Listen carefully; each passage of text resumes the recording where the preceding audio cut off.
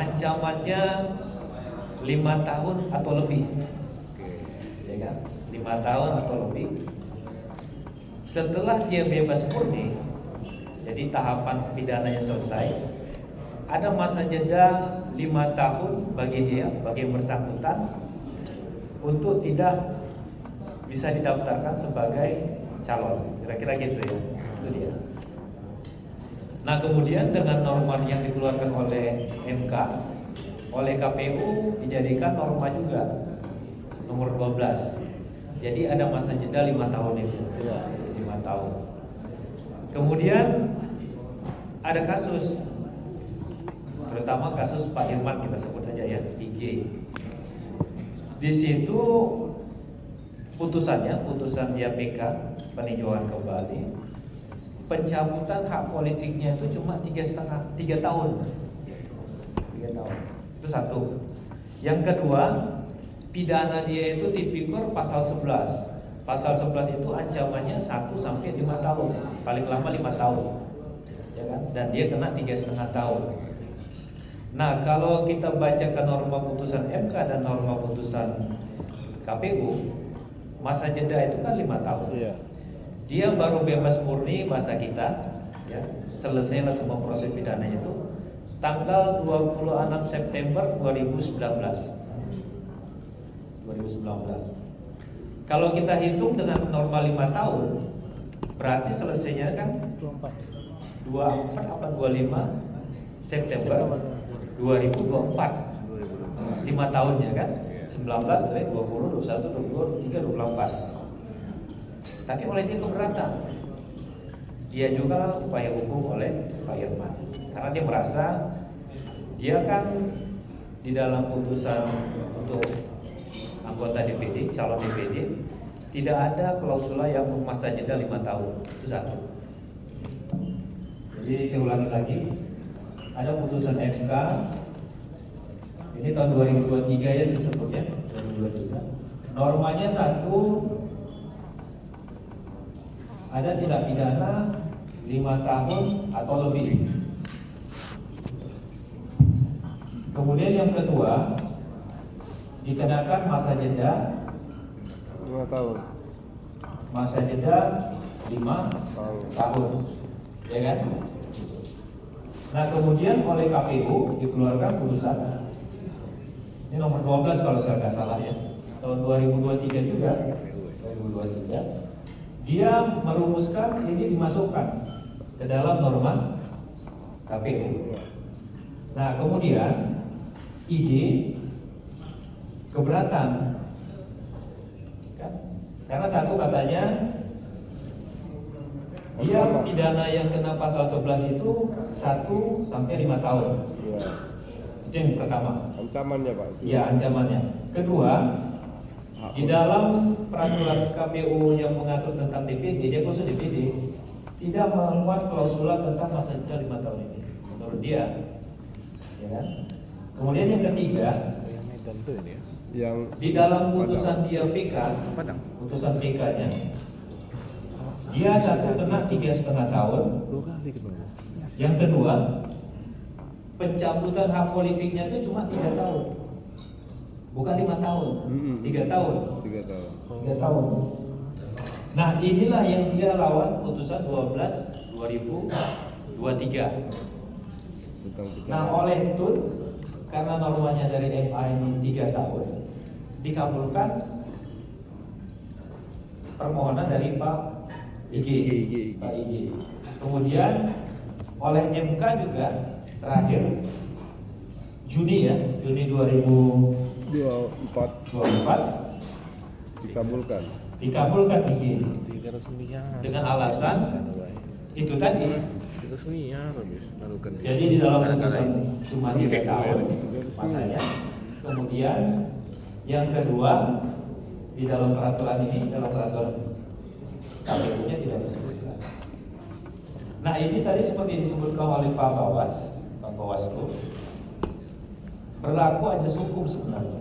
Ada satu ajas hukum, lex specialis, derogat, lex generalis. Jadi ketentuan yang sifatnya khusus, ya, bisa menganulir yang umum. kita baca MK yang 2003 ini sifatnya umum, Ya. ya kan? Kemudian kita baca yang ini sifatnya khusus. Artinya ini tidak berlaku untuk semua orang kalau gitu. Ya kan? Makanya tadi saya bilang, kalaupun ada misalnya kasus lagi seperti ini, ya kan? Kita lihat aja nanti untuk bapak-bapak sekalian, serahkan aja ke pengadilan. Dia keluarkan nggak surat keterangan, itu Pak KPU ya. Biar aja bapak-bapak aman gitu. Jadi kalaupun apapun terjadi untuk KPU ya bebas saksi. Itu aja. Ini jalan aman. Yeah. Cara pikiran saya jalan aman. Kemudian yang kedua, untuk menghitung tadi yang kata bapak itu, kapan mulai menghitung masa 5 tahun atau 3 tahun itu? Ya. Ya kan? Apakah setelah putusan Apakah dia waktu ditangkap? atau setelah dia menjalani pidana? Ya, benar. Ini saya paham benar karena kita dari pengadilan memang tiap hari bekerja dengan ini. Di dalam pengadilan ada namanya perkara peninjauan kembali perkara pidana. Ya. PK pidana. Salah satu syarat yang saya minta atau di pengadilan diminta untuk dia upaya hukum PK ini harus ada surat keterangan sudah menjalani masa hukuman. Jadi kan ada orang misalnya dihukum setahun, 2 tahun, 3 tahun. Contoh saya sebut aja, tapi ini dalam forum ya. Harun Masiku, kan semua kan tahu kan? Ya. Ya kan? Dia kan kabur, ya kan?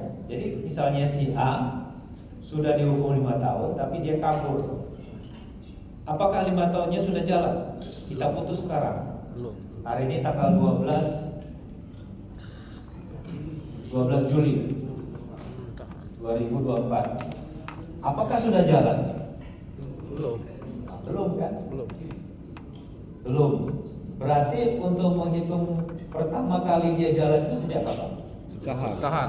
Setelah menjalani tahanan. Bisa aja di penjara, dia di penjara, si A di penjara, tapi sebelum ada berita acara dari lapas, dari lapas bahwasanya dia sudah masuk, itu berarti juga argumennya.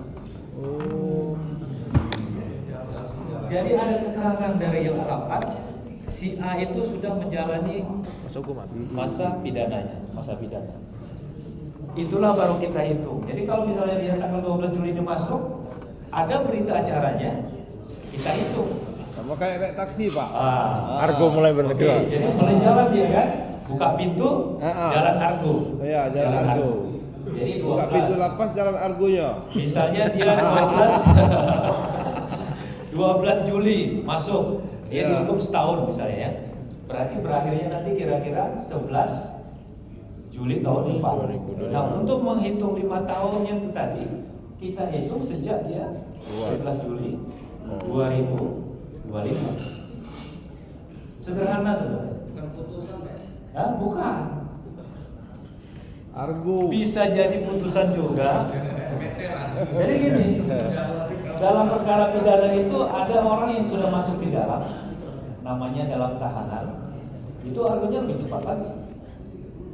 Jadi kalau misalnya dia ditahan dari mulai kemarin Januari 2024, diputus tahun, Diskon. ya kan? Berakhirnya berarti 31 Desember 2024.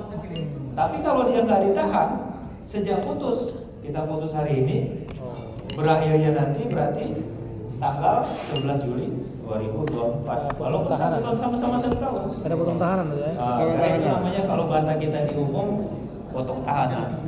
Diskon itu artinya mengurangi yang 1 tahun itu, Pak. Iya. Oh. Kalau PB Pak, berarti belum. Itu terhitung Pak ya? Nah, PB lain lagi. Kalau PB itu kan bukan berarti masa pidananya selesai, tidak. Itu kan supaya dia apa ya namanya ya, kebebasannya sebagai individu dihargai, tapi masa pidananya tetap. Jadi 8 bulan. PB itu setengah ya Bu ya, 2/3 atau ada yang setengah juga. Katakanlah 2/3. Tapi kan Pak, kalau dia PB dia tidak berstatus narapidana lagi kan? Apakah masih narapidana dia? Masih. Walaupun dia sudah Masih PB? lapor. Masih? Namanya penahanan bersalah. Jadi untuk menentukan apakah seseorang itu masih narapidana atau tidak, baca putusan. Bukan PB-nya. Karena bisa jadi, ya kan, masa narapidana itu terhapus oleh tadi pemberian remisi. Ya. Nah, remisi. Berarti Diskon tadi Pak. Diskon itu macam-macam, jadi ada remisi, ada macam-macam. Nanti yang penting bagi Bapak Ibu sekalian, kita belajar legalistik aja. Ada surat keterangan yang dikeluarkan oleh nanti dari sana, Iya. dari Menteri Hukum dan HAM. Iya. Kapan dia mulai bebas? Itu ada surat. jadi kalau di diskon tadi itu tetap dihitung Tetap 1 tahun. nanti ada itu. Oh nanti ibu. Surat dari ibu itu jadi patokan untuk menghitung 5 tahunnya tadi. Kapan keluarnya? Baru kita hitung. Kayak matematika aja nih, 1 tambah 1 2 kan gitu kan. Iya, gampang sebenarnya. 2 tambah 2 4 gitu kan. Yang masalah itu Pak PB ini ini masalah. Kita nggak usah persoalkan itu. Kalau Bapak hitung-hitung nanti PB-nya, remisinya capek. Maaf Pak, kalau nggak salah ini jadi masalah ketika ada putusan dari MA itu, Pak Artijo itu, Masalah apa? terkait itu kapan dia hilang status narapidananya tuh. Begitu dia PB, seharusnya hilang itu status narapidananya. Pembebasan bersyarat itu bukan berarti dia masa itunya hilang. Karena ini masih lapor ya Bu ya, masih wajib lapor. Lapor. Lapor.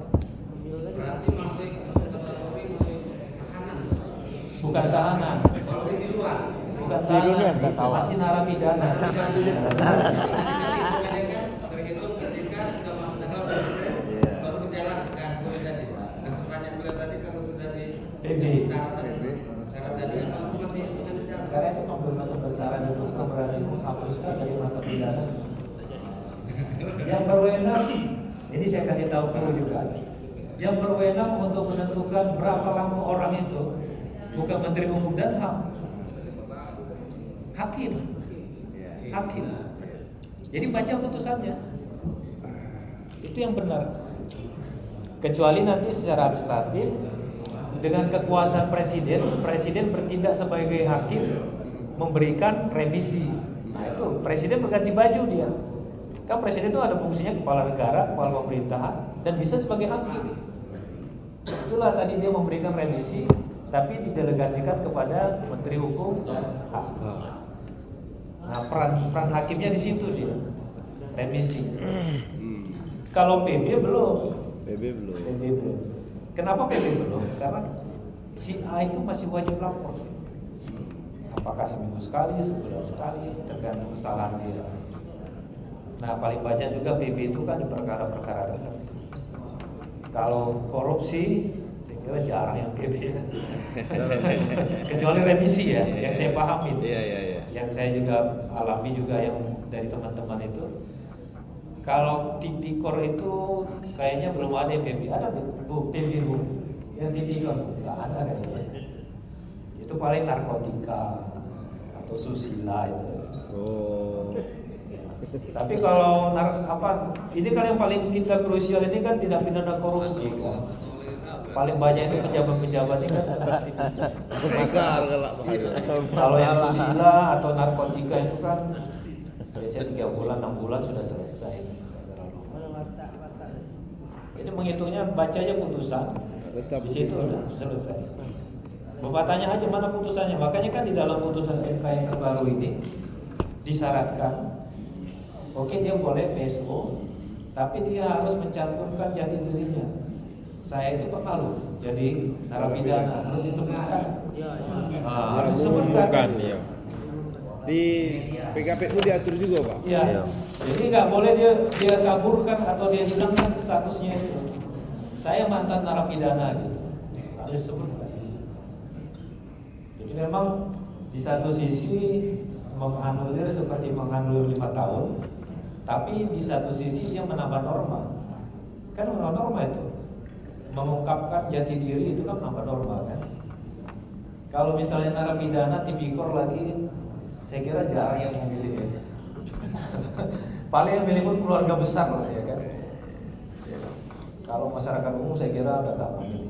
Sama dengan dulu waktu kita zaman Pak Soeharto dulu, Orde Baru.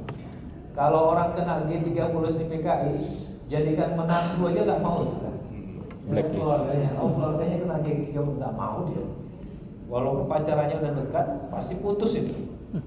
Karena dia berpikir karirnya akan hilang kan gitu kan. Nah, kalau sekarang gitu juga, cuma tidak sadis yang dulu.